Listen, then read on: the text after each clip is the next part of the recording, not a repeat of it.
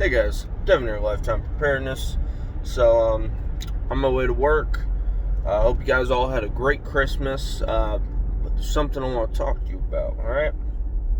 So, why do we need to try to be self-sufficient, in control of our own lives, as far away from the system, the government, as possible? Why? I know a lot of people don't mind the government. They don't mind the government controlling things, paying for things, working on, running this program, running that program, doing this, doing that.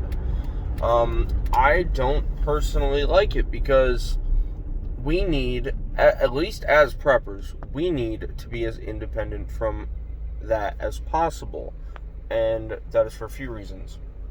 For me, the big one is, if something were to happen, we cannot rely on the government. Obviously, that's clear, because of everything that's been happening. For one reason, with these lockdowns, we can't trust them to do the right thing. Second off, if, let's say, there's a grid down event, whether that's an EMP, a mass coronal ejection, even just someone attacks our power grid, hacks our power grid, takes it out, smaller attacks on the power grid that lead to widespread power outage, things like that. If that's long term, we cannot, especially if that's followed up by troops on the ground from a foreign adversary, we cannot rely on our government to supply us with the things we need, as in food, as in fuel, just daily living supplies, toilet paper, clean water. If the power's not running, how long until, even if it's just the power grid gets permanently damaged, or at least temporarily, but it's for an extended amount of time, let's say 3 years. Say it's going to take 3 years to get the whole entire power grid back up and running. Well, it's going to be at least 6 months before you really get it going again, unfortunately, in any major areas. And even longer if it's followed up by an attack.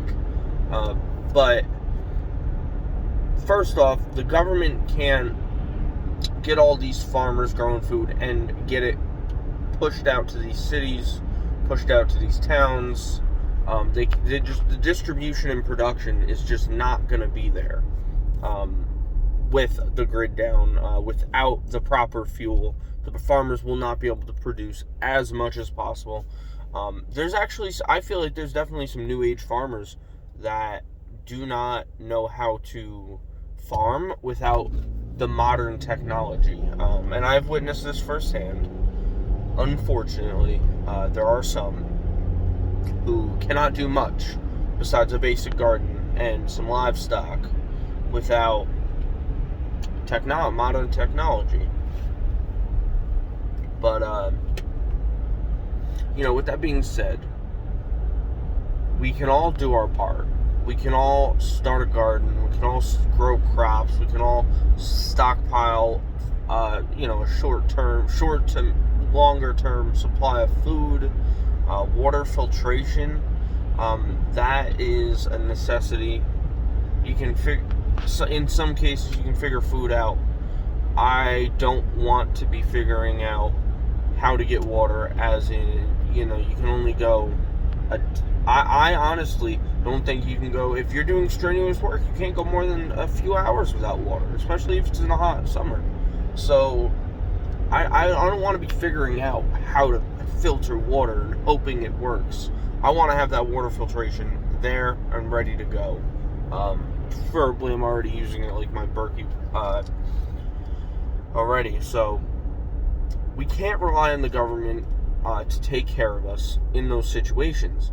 They're not going to be able to distribute the food, produce the food, as well as distribute the water. They're not going to be able to keep the power plants going, the water processing plants I know a lot of places around here, they're going all the damn time, but they're not going to be able to keep those going. That requires power. Even if they have, let's say, 3 days worth of fuel on hand.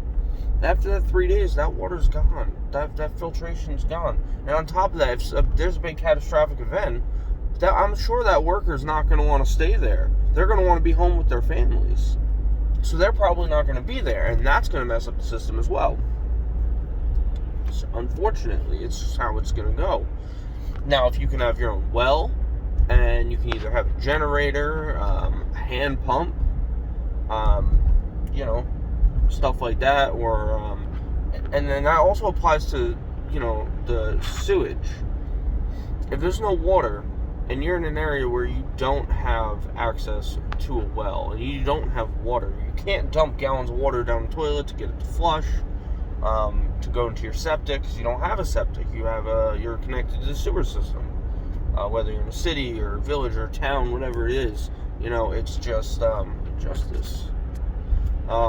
It's you don't want to be worrying about it. You don't want to be reliant on someone else for your life and well-being, as well as the well-being of your family, your friends, your loved ones. You don't want to be reliant on the government for that. You don't. And I don't, as much as the next guy. I'm doing my best to get off-grid. Financially, that is very, very challenging for me. I'm doing the best I can with the minimal amount of prepping I am doing. Hoping that's going to change and that will increase soon, but we will see for sure. Hopefully I have time. Hopefully I have time before an event occurs to get ready. Getting even just a little more ready or a little more off-grid is better than nothing. So as of right now, we're planning on getting, since I still live at home at the moment,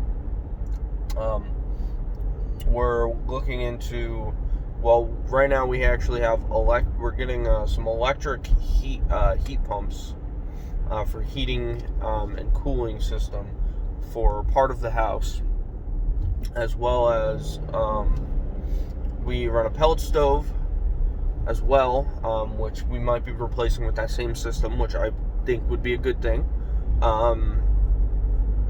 because it's an electric system, yes, but what we're going to do with that, as well as our central air unit, which is really, really a great central air unit. We've been very happy with it. It's saved so much money because the power usage is so low, even being on all the time. So what we want to do is, I don't know if it's going to be this year, I hope it is, get some solar panels set up.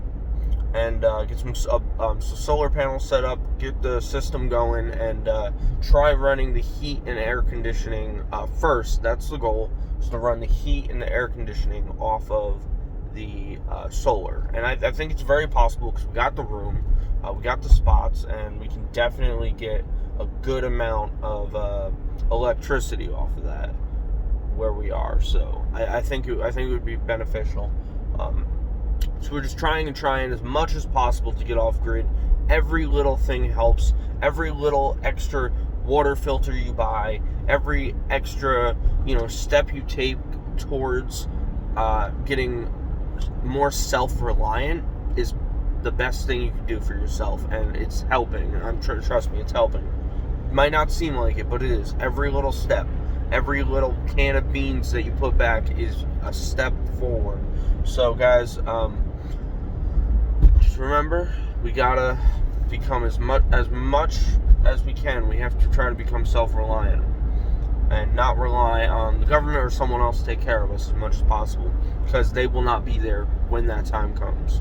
So yeah, guys, if you want to show support for the channel, go ahead and subscribe, share with your friends and family. That way we can get the message of preparedness out there. Go ahead and hit the like button, hit the bell. YouTube may or may not notify you when the videos go up. Check out my Parler accounts, Lifetime Preparedness. Instagram accounts, Lifetime Preparedness. And yeah, guys, I'll talk to you later. Go ahead and subscribe. Talk to you later.